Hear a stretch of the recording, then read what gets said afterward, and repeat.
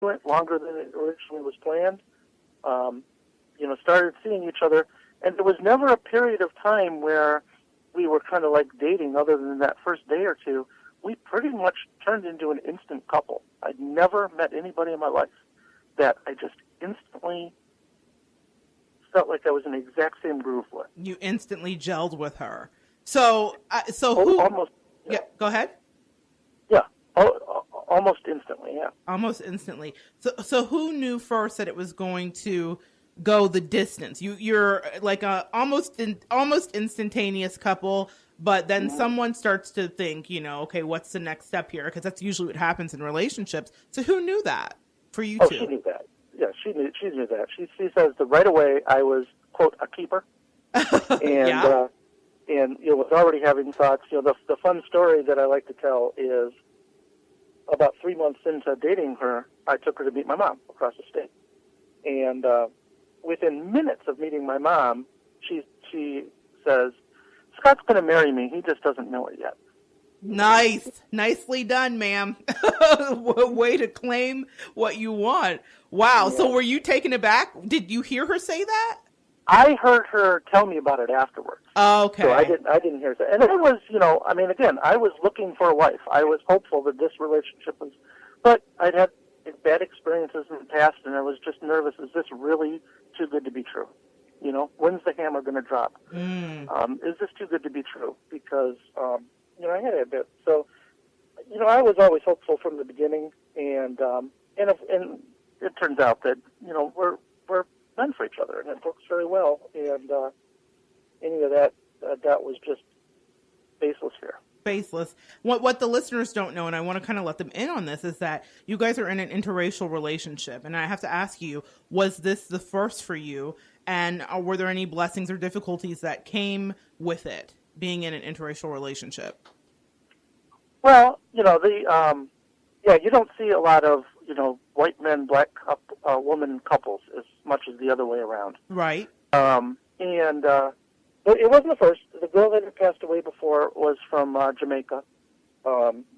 She was black, so I was used to that. When I first talked to my wife on the phone before our first date, she had asked if I'd ever dated a black woman before, because she had some experiences with guys that would like to go on a date with her, but necessarily wouldn't want to bring her to see their family or their friends. And so, she'd had some negative, experience with that. Right. And she wanted to make sure this was done, something like that. No, I wasn't going to have any problem with that. And we don't really have a lot of real difficulties. Good. In terms, we get strange looks from people.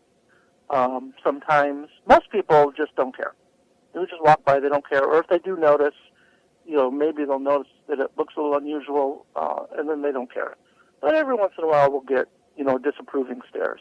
A lot of times from old people, not always.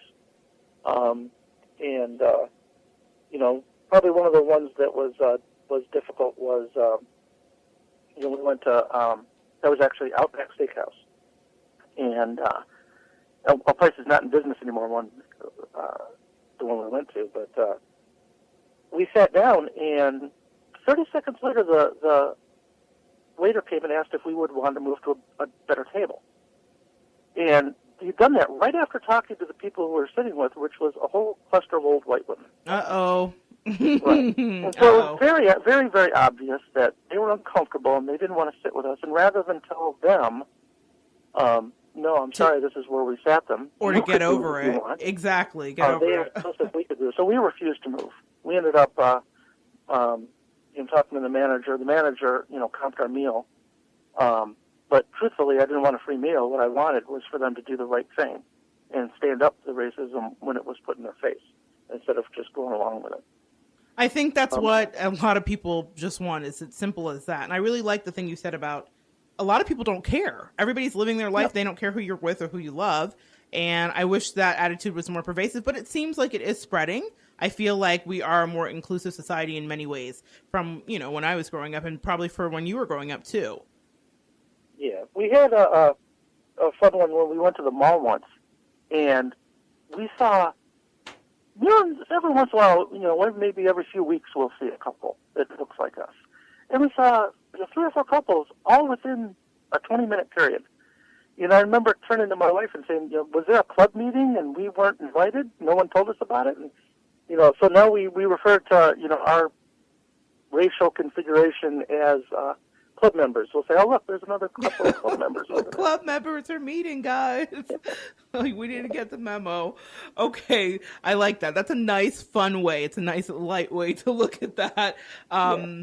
So, okay, you guys I like the thing that DJ said to your mother about, hey, this guy's my husband. He just doesn't know it yet. So it's time to get married. She seems to have known it, like you said, 3 months into the relationship. How long did it take you to come to that decision? And the reason I ask is because I have a lot of clients and girlfriends who are always having this conversation on a loop about how long is too long and am I wasting my time? And I would love the male perspective of your decision making and that process. How long did it take you to know? Well, you've pointed out I'm a software engineer, and I look at things sometimes a little too analytically. Right? And this is part of what happened. Part of it is I'm gun shy, and I'm hopeful, but I'm still nervous. But the other part and probably the bigger part was, I invented this timetable in my head, and the timetable said the best way to do this is to date for a year, and then make sure that works, and then move in together and live together for a year and make sure that works. And if then after that period passes, you should know whether you want to be married. And so I kind of was sticking to this timetable in my head. Well, DJ was ready to get married long before that. Right. 2 years was way too long, and these were arbitrary lengths of time. I could have said 3 months and 3 months, or 5 years and 5 years, which would have left me without a wife. So she was trying to give me hints. She played the song, if you ask me, I'm ready, and I'm completely oblivious in that. Oh my gosh!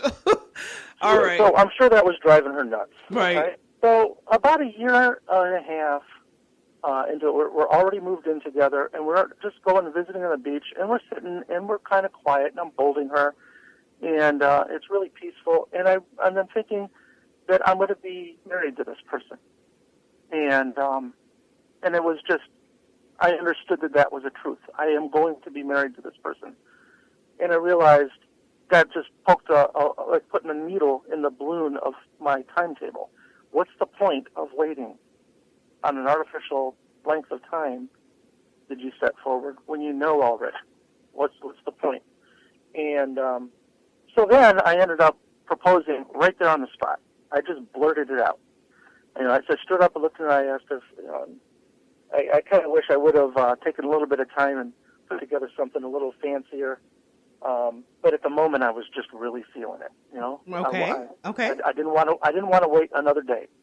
I realized I'd already waited too long. Oh. And I didn't want to wait another day. It had to be now. Oh. And so I just asked right there on the spot. So yeah, it took about a year and a half, which is probably about a year longer than it had to. I love your honesty here, Scott. And so women out there that have asked me this question, Monette, you've asked yourself this question. We all have wondered about this. Men sometimes might have this crazy timetable that they're not sharing with us in their mind about what it takes for a relationship to be, to be valid, and for them to think that it's worthy of moving forward. Now, Scott didn't ever have a doubt, really from the beginning, that DJ was the right mate for him. They had that experience of Eros and quickly falling into each other very quickly in the relationship, but he had his linear idea and timetable. And so maybe that's an answer for some of you guys out there. And what I think we learn from this is that a direct conversation about expectations and intention and ideas of where the relationship is going is okay. I think a lot of us tiptoe around that. So thank you for letting me kind of touch on this here, Scott, because I think we're worried to push away the person that we love, whether it's a guy, a girl, whomever it may be, that has the idea of the timetable, but we still need to advocate for our own needs. So it's important to know what it is you want and understand and have a conversation. So I'm really glad that Scott has enlightened us, because I've always wondered what's going on in their head. So now we know what is going on in their head. So you guys get to the marriage stage, and you've been married for now, is it 5 years? Yeah, a little over 5 years. A little over 5 years, which is not exactly newlywed, but it's still new in my view, especially considering the show I did last week with the 20-year marriage. Does it take a while to adjust to a new person in your life and a whole new person, period, because you come from a whole different situation? How is that adjustment for you? Well, in this particular case, it was an extremely easy adjustment because, like I said before, we just clicked. Clicked like we were the same person. And so it was very easy. We were instantly comfortable, and that had never happened to me ever before. Both of us had been married before to the wrong kind of people for us. And we needed, the right sort of person. And, and when we met each other, I think that we started to see that the other person was the kind of person that we needed, and it fed the needs with us and the wants. And sometimes those needs are not always positive. Sometimes you need to be kicked in the butt, right? Amen. So when I say needs, I really mean, what you need in life. And I think that we are very compatible in that way. And so that made it very easy. Now, that may not be easy, with every couple, but in our case it was. So we'd both been married.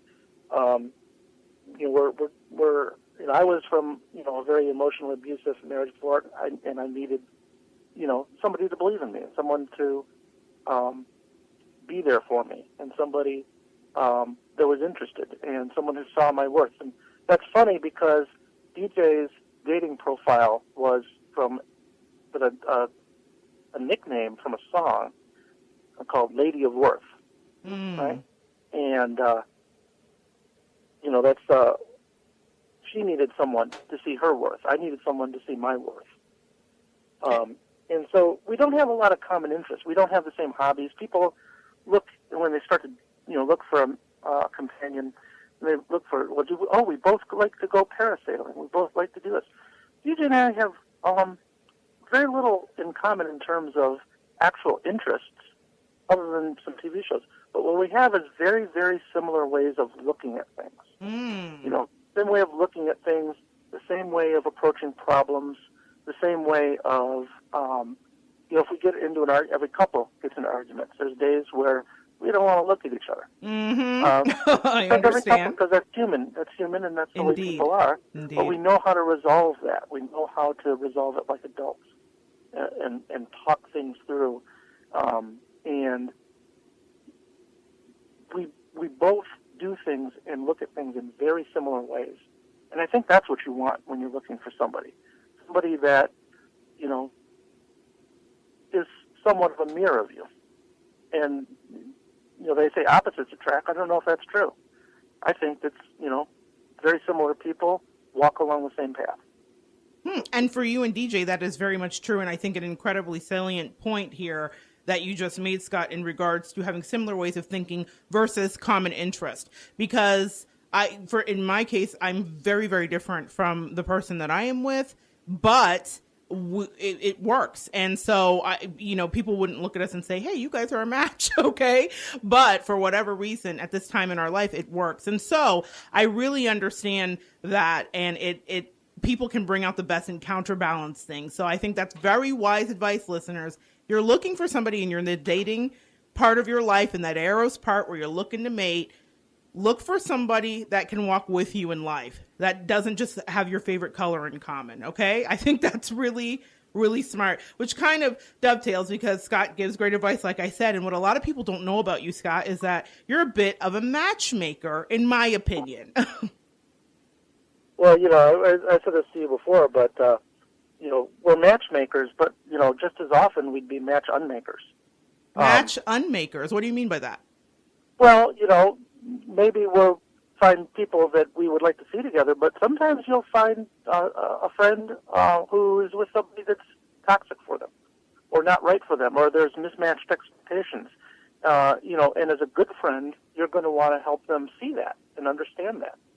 What we really want for any of our friends or family is the best for them. So, I would say that we would just try to give advice from our point of view, for whatever it's worth, of what we think is best for the person.